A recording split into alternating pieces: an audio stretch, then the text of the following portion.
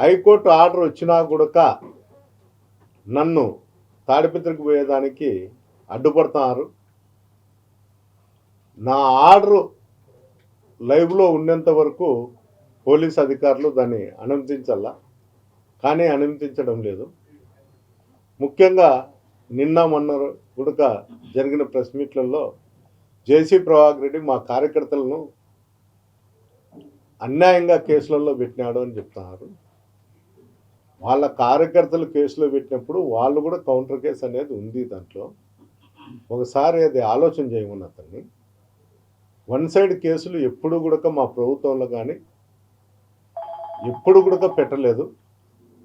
తాడిపత్రిలో ఎప్పుడు కూడా కౌంటర్ కేసులతోనే జరిగింది. అతను మా మహిళలను కూడా ఇబ్బంది పెడతారని చెప్పడం జరుగుతుంది. మహిళా కౌన్సిలర్లు అనేవాళ్ళు ప్రతిరోజు యూట్యూబ్లలో వాళ్ళకుండే మహిళలు ఏం మాట్లాడుతున్నారో అందరికీ తెలుసు. అధికారం లేనప్పుడు కానీ అధికారం ఉన్నప్పుడు కానీ ఇలాంటి వాళ్ళు మీద కేసు ఉంది అంటే వాళ్ళు కూడా ఇతరులను ఎంత హింసించింటారో ఒకసారి ఆలోచన చేయాలి.